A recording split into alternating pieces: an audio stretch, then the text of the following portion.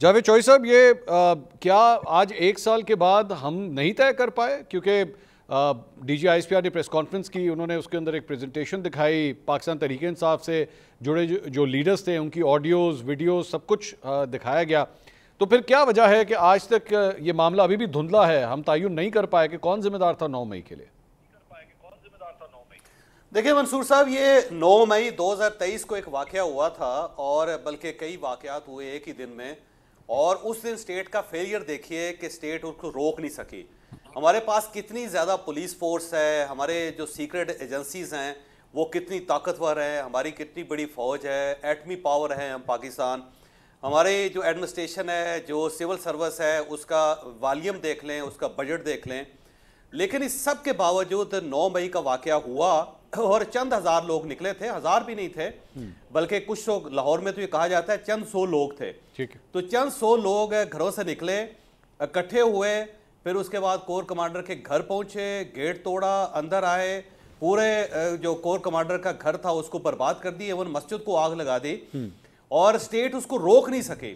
तो पहला जो फेलियर ये था कि वो 9 मई 2023 को स्टेट ने मुकम्मल तौर पे साबित कर दिया कि हम फेल्ड हैं और अगर इस टाइप का कोई वाकया हो तो हमारे पास कोई ऐसा मैकेनिज्म नहीं कि हम लोगों को रोक सकें।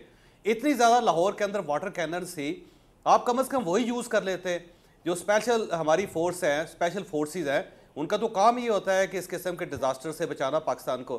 तो 2023 9 मई को हम फेल हुए और उसके बाद जो पूरा एक साल है उसके अंदर फेलियर की कई मिसालें सामने आई कि मसलन हम लोगों ने लोगों के खिलाफ केसेस बनाए। अली अमीन गंडापुर साहब के ऊपर 24 केस बने और आज भी वो जमानत पे है। लेकिन इन 24 केसेस के बावजूद अली अमीन गंडापुर साहब गिरफ्तार नहीं हुए, चंद दिनों के लिए गिरफ्तार हुए, फिर रिहा हो गए। और उसके बाद उन्होंने इलेक्शन लड़ा, इलेक्शन लड़ने के बाद वो 2/3 मेजॉरिटी के साथ खैबर पख्तूनख्वा में चीफ मिनिस्टर हैं। फिर शहरयार अफरीदी साहब की वीडियो दिखाई गई जिसमें वो कह रहे हैं कि जी GHQ हमने जाना है। आज शहरयार अफरीदी साहब एक साल बाद ना सिर्फ MNA हैं बल्कि वो बाकायदा टेलीविजन शोज पे बैठ के गुफ्तगू भी कर रहे हैं और वो ये बता रहे हैं कि हमने अगर डील करनी है तो हमने आर्मी चीफ के साथ करनी है और DG ISI के साथ करनी है।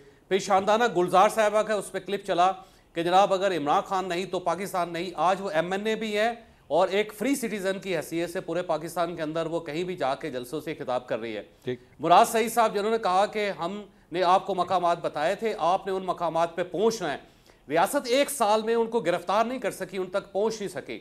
तो दूसरा फेलियर यह है कि एक साल के अंदर ना हम लोगों का तयन कर सके कि उन लोगों ने क्या जुर्म किया है, ना उनके केसेस सामने आ सके, ना उनका ट्रायल सामने आ सका, ना उनकी इंक्वायरी सामने आ सकी। और तीसरा डिजास्टर जो सबसे ज्यादा खौफनाक है कि हमने पाकिस्तान तहरीक इंसाफ को शर्मअंगेज पार्टी साबित किया, हमने साबित किया कि ये जिम्मेदार है। लेकिन इमरान खान साहब अगर आप 9 मई 2023 को देखें तो उस वक्त वो जनरल आसिम मनीर का नाम नहीं ले रहे थे, वो यूनिफॉर्म में तस्वीरें नहीं लगा रहे थे, ना वो यूनिफॉर्म की तौहीन कर रहे थे। लेकिन एक साल बाद वो आसिम मनीर साहब का नाम भी ले रहे हैं। वो ये कह रहे हैं कि अगर मेरी बेगम को कुछ हुआ तो मैं क़यामत तक इनका पीछा करूंगा, ये जिम्मेदार होंगे। और ये सब कुछ करवा रहे हैं और वो बाकायदा आर्टिकल लिखते हैं और आर्टिकल छपता है जिसके अंदर यूनिफॉर्म में तस्वीरें होती हैं। फिर जो ऑफिशियल पेज है पाकिस्तान तहरीक इंसाफ का, उसके अंदर नज़ीर भट्ट साहब, जनरल नज़ीर भट्ट साहब की यूनिफॉर्म में तस्वीर लगती है। फिर DG ISPR की जो यूनिफॉर्म में तस्वीर लगा के उनके खिलाफ जो कुछ कहा जाता है।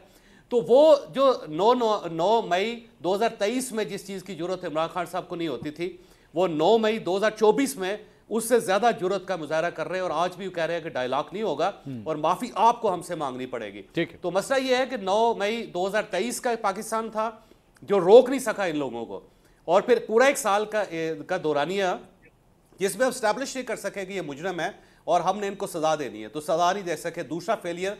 और उसके बाद इमरान खान साहब पहले से ज्यादा तगड़े होके आज वो रियासत की आंखों में आंखें मिला के कह रहे हैं जनाब हम डायलॉग नहीं करते। उमर अयूब साहब का तो बल्कि उन्होंने कहा जी आप होते कौन है कि ये डायलॉग की बात करने वाले।